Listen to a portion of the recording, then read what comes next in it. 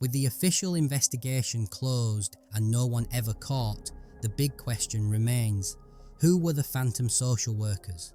Over the years, several theories have bubbled up, each trying to make sense of this unsettling mystery.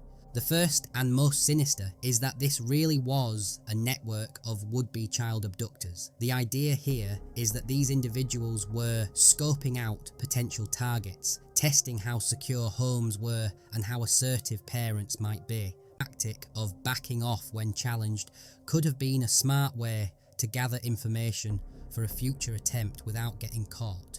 But the sheer scale of it, happening all across the country, makes it seem like an incredibly elaborate and risky plan.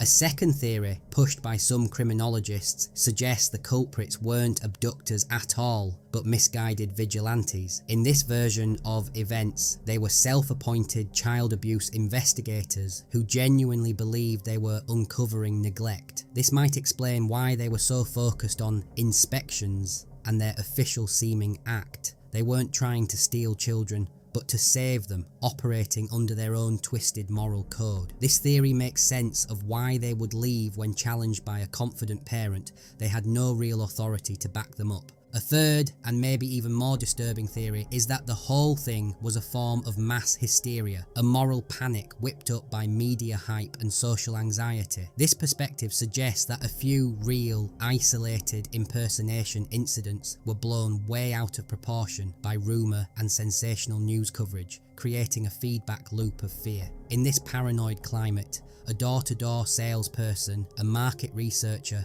or a mistaken visit from an actual official could easily be twisted into a terrifying encounter. While this theory explains the panic, it doesn't quite account for those core, credible reports that multiple police forces believed were genuine. And finally, there's the darkest possibility that it was all part of something far more organised and sinister than we can even guess. The truth is, we just don't know. And that's what makes this case so profoundly disturbing.